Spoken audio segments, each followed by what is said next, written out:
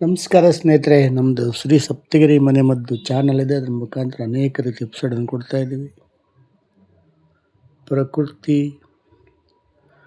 ಪ್ರಕೃತಿ ನಮ್ಮದವ್ರು ಯಾರು ಕೆಟ್ಟಿಲ್ಲ. ಪ್ರಕೃತಿಯ ಮೋರೆ ನಾವು ಹೋಗ್ತೀವೋ ನಮ್ಗೆ ಯಾವ ತೊಂದರೆಗಳಿರಲ್ಲ, ಯಾವ ಕಾಯಿಲೆ ಬರಲ್ಲ. ಯಾವಾಗ ಪ್ರಕೃತಿನ ನೆಗ್ಲೆಕ್ಟ್ ಮಾಡ್ತೀವೋ ಆಗ ಅನೇಕ ಕಾಯಿಲೆಗಳು ನಮಗೆ ಅಟ್ಯಾಕ್ ಆಗ್ತವೆ. ಸ್ನೇಹಿತರೆ, ಎಷ್ಟೋ ಎಪಿಸೋಡಲ್ಲಿ ಕೊಟ್ಟಿದ್ದೀನಿ, ಹೇಳಿದ್ದೀನಿ. ಕರೆಂಟ್ ಅಥವಾ ವಿದ್ಯುತ್ ಶಕ್ತಿಯಿಂದ ಫಿಲ್ಟರ್ ಮಾಡಿರ್ತಕ್ಕಂತಹ ಶುದ್ಧವಾದ ನೀರು ಅಂತ ಕೊಡ್ತಾರಲ್ಲ, ಅದು ಸೇವನೆ ಮಾಡಬಾರದು. ಕಾರಣ ಅದು ವೇಸ್ಟ್ ಸೇವನೆ ಮಾಡೋದ್ರಿಂದ ನಾನಾ ರೀತಿ ಕಾಯಿಲೆಗಳು ಬರ್ತವೆ. ಹಿಂದಿನ ನಮ್ಮ ತಾತಂದರು, ಅಪ್ಪಂದರು, ಅಮ್ಮಂದರು ಹಿಂದಿನ ಕಾಲದಲ್ಲಿ ಏನು ಮಾಡ್ತಾಯಿದ್ರು, ಓಪನ್ ವೆಲ್ ಆ ನೀರನ್ನು ತೆಗೆದುಕೊಂಡು ಬಂದು ಸೇವನೆ ಮಾಡ್ತಾಯಿದ್ರು. ಓಪನ್ ಕೆರೆ, ಕುಂಟೆ ಮತ್ತು ನದಿಗಳಲ್ಲಿ ತಂದು ನೀರನ್ನು ಕುಡಿತಾಯಿದ್ರು. ಆ ನೀರಿನಲ್ಲಿ ಎಲ್ಲ ರೀತಿಯ ಮಿನರಲ್ಸು ಎಲ್ಲ ಪ್ರತಿಯೊಂದು ಅಡಕವಾಗಿರ್ತದೆ.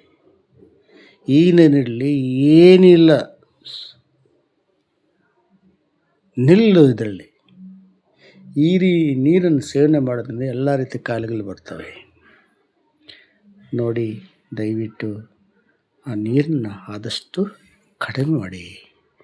ಪ್ರಕೃತಿ ಮೊರೆ ಹೋಗಿ. ಪ್ರಕೃತಿ ಮೊರೆ ಹೋದರೆ ಯಾವುದೇ ರೀತಿಯ ತೊಂದರೆ ನಮಗೆ ಬರಲ್ಲ. ಹಿಂದಿನ ಕಾಲದಲ್ಲಿ ಯಾವ ಕಿಡ್ನಿ ಕಲ್ಲು ಬರ್ತಾ ಇಲ್ಲ, ಯಾವ ಬ್ಲಾಡಲ್ಲಿ ಪಿಸ್ತಾ ಫಾರ್ಮೇಷನ್ ಆಗ್ತಾಯಿಲ್ಲ. 100-120 ವರ್ಷ ಕಾಲ ಅವರು ಜೀವಿಸ್ತಾಯಿದ್ದರು. ಈಗ ಎಲ್ಲ ರೀತಿಯ ಕೆಮಿಕಲ್ ಬಂದು ನಾವು 40 ವರ್ಷಕ್ಕೆ ನಾವು ಎಲ್ಲ ರೀತಿಯ ಮುದುಕರಾಗ್ತಾಯಿದ್ದೀವಿ. ಇಂತಹ ಒಂದು ಸ್ಥಿತಿ ನಮ್ಗೆ ಬೇಕಾಗಿಲ್ಲ ಸ್ನೇಹಿತರೆ. ಪ್ರಕೃತಿ ಎಲ್ಲಕ್ಕೂ ಪ್ರಕೃತಿ ಇದೆ. ಈ ಪ್ರಕೃತಿ ನಂಬಬೇಕು ನಾವು. ಸೌತೆಕಾಯಿ ಇದು ಸಾವಯವ ಕೃಷಿಯಲ್ಲೇ ಬೆಳೆಸಿರಬೇಕು, ರಾಸಾಯನಿಕ ಹಾಕಿರಬಾರದು. ಇಂತಹ ಸೌತೆಕಾಯನ್ನು ನಾವು ಪ್ರತಿನಿತ್ಯ ಸೇವನೆ ಮಾಡ್ತಾ ಬಂದರೆ ನಮಗೆ ಯಾವುದೇ BP, ಶುಗರ್ ಇವೆಲ್ಲ ಬರಲ್ಲ. ಮನಸ್ಸು ಶಾಂತಿ ಸಿಗುತ್ತೆ ಮತ್ತು ಒಳ್ಳೆ ಡೈಜೆಷನ್ ಆಗ್ತದೆ.